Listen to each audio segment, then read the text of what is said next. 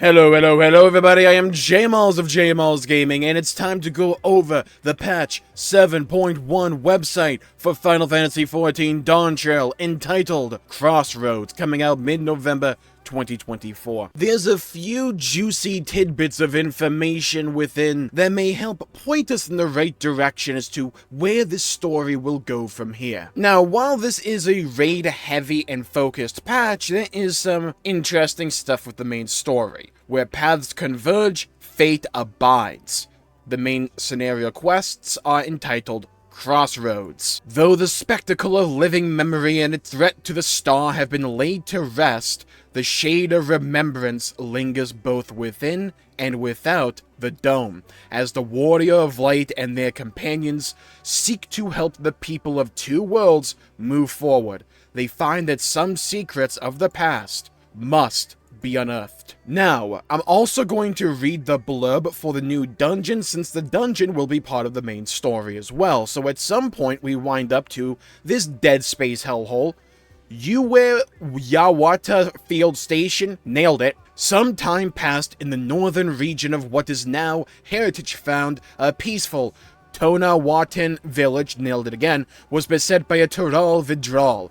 Basically, monsters that are like digivolved. Think of them like that. Zoralja himself led the Lands God against the beast's boundless fury. Yet although the first promise returned from the mission, few know the fate of the village and its people. So judging from all of this, this will be a patch very much predicated on the idea of the past.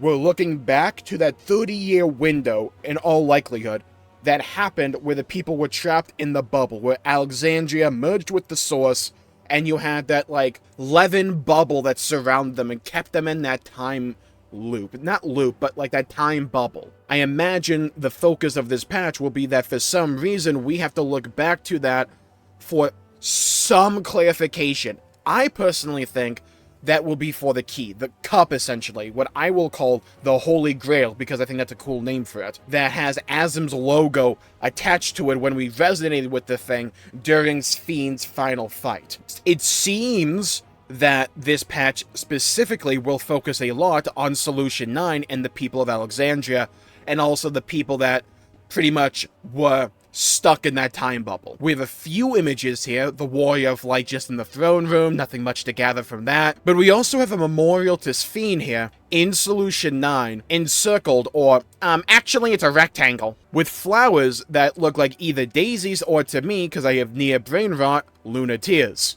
And we have Wuklamat trying to comfort somebody who I imagine is under emotional distress at the loss of Sphene, who is a very well-beloved leader and ruler for the people of Solution 9 in Alexandria. I know, the whole Wuklamat thing is a bit controversial and polarizing to say the least, but from what we're gathering here, from what we're seeing, yeah, Wuklamat is there, but she doesn't seem to be like this titular leading figure. The focus seems to be more so on Gululja here, but also Zoralja in terms of what he did in the past, especially with the dungeon.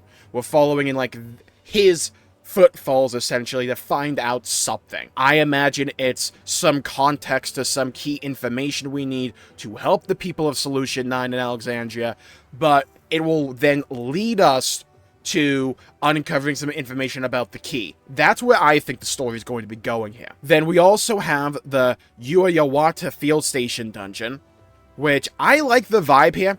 It's in the northern region of Heritage Found, and it's like this, well, field station, duh. But I really like the vibe it has going on here, of this ruined installation having blood-soaked floors. It looks very ruined. It gives that cool, like, sci-fi horror vibe that you may get from something like Dead Space or something similar. I like the vibe here. It's going to be just a dungeon, but it looks pretty cool at least. I will be saying this, though. Don't think I didn't spot this. Yeah, you may not all understand or know, but I cover Xenoblade a lot on this channel. Did you think I wouldn't recognize the Morag fit here from Xenoblade Chronicles 2?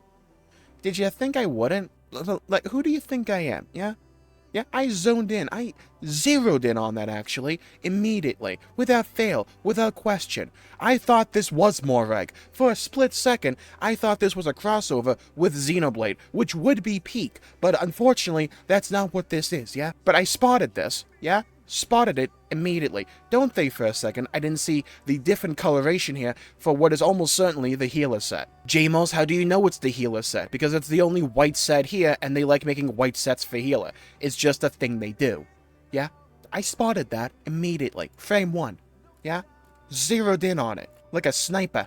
Yeah? Had my crosshairs set right on it. So yeah, I think patch 7.1 will be largely set up. We know they're doing the 7.3 thing, which is what they like to do in every expansion not entitled to the Realm Reborn or Endwalker, where the 0.3 patch is essentially the conclusion to the story, and then 0.4 and 0.5 is us transitioning essentially as prologue into the next story for the new expansion. I believe they're doing that again with Dawntrail. So this is like, okay, we're transitioning away from 7.0, but like we're moving into this like final act, this epilogue, if you will. That makes sense to me because this seems to be a patch focused largely on the past. It focused largely on finding some key piece of information that I imagine we will then extrapolate and expand on further when it comes to 7.2 and 7.3. I think 7.0, in terms of its functionality to the overall story of Final Fantasy XIV,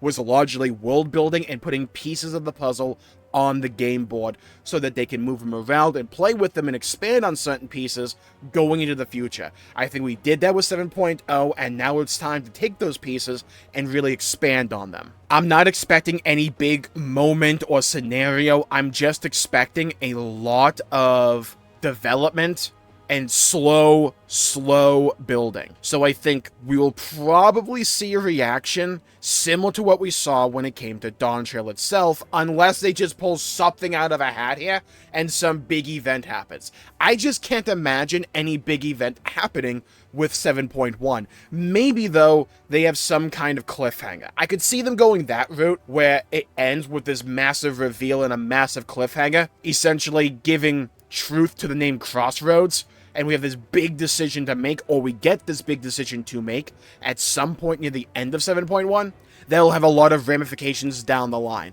That's the direction I think they'll probably end up going. But yeah, I think 7.1 will be this big moment for a lot of people, because there were a lot of people that did enjoy the story to 7.0 with Dawntrail, don't get me wrong, but there's also a lot of people out there who were disappointed with the events of 7.0 and just the overall pacing and the way the story was told. For me, I'm one of those people, and I would like to see them have this return to form, because there were elements that I did really like. Lean into those elements more. Don't put all the attention solely on one character's shoulders. Spread the wealth around. Develop this region, because I think Alexandria and Solution 9 are some of the coolest set pieces they've added to this game. There's so much potential for them to have interesting stories there, and to really expand on these characters, expand on these themes. And I hope they lean in those directions instead of that first half of Dawntrail. We also have the Alliance Raid Dungeon, the Echoes of Vana'diel, Jueno, the First Walk, which is an entire Alliance Raid series based around Final Fantasy XI. I never played Final Fantasy XI, so I can't really tell you much about it. A pall of unease has settled over Yaktel, so that will be the location for this Alliance Raid, at least for the most part. And memories of a world not our own now find themselves buried in the woods. Blair Witch. The Warrior of Light has set off to investigate, but what secrets will they unearth beneath those shaded bows? If the raids are anything like the other pieces of combat content Dawntrail has had, I imagine I'm going to very much enjoy them. I'm not going to have a lot of emotional stakes here, because again, I'm not familiar with Final Fantasy XI, so I'm just hoping for really fun raids. That's what I want out of it. This Fiend's Burden Extreme Minstrel's Ballad, this thing's going to be nutty and insane. You probably have done the original fight, because it's the final fight of Dawntrail. It's one of the highlights in my opinion. And yeah, some people can meme up Wuklamot coming in at the very end. Sure, I get that. I still think the fight itself, mechanically speaking, and the overall vibe it had, was a massive highlight for me with Dawntrail. Interestingly enough, they didn't actually have the Chaotic Alliance raid on this website. I don't know why, but it is there. What is essentially an extreme alliance raid fight with 24 people against the Cloud of Darkness. They have a new difficulty established for this, I guess, called Chaotic. So Bob's your uncle. A whole bunch of different quests. We aren't getting the end game stuff that was advertised for Dawntrail for a little while now. We're not getting the new boss show. We're not getting a new Palace of the Dead. We're not getting any of that stuff with 7.1. We have to wait till 7.2 and beyond for that kind of stuff.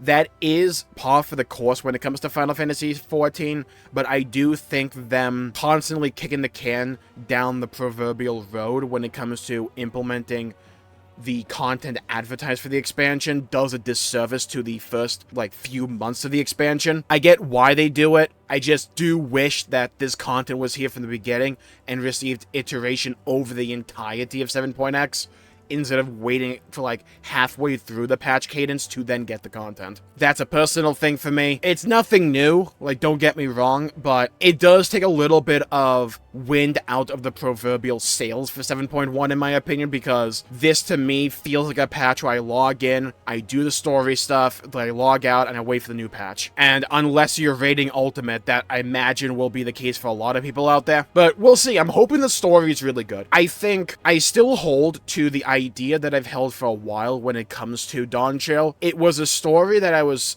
supremely disappointed with when it comes to Final Fantasy XIV, but it also left me really optimistic for the future, because the things they've established and the direction they are seemingly going when it comes to having a Zem and that story take center stage is really interesting to me, and I want to see how it is developed and expanded on in the future. We just have to see where this story goes. And with that, I think I'll call the video there for the day. Thank you all for tuning in. My pleasure for making the video. If you enjoyed it, please leave a like and subscribe. It really helps the channel out and helps support future content, and I greatly appreciate it. Stay safe, have a great day, and I'll see you all next time. Bye-bye, everybody. Leave a comment down below with what you are most excited for or disappointed about when it comes to patch 7.1 of Final Fantasy XIV Dawntrail. I'll be back for the live letter. Bye-bye, everybody. Until we meet again.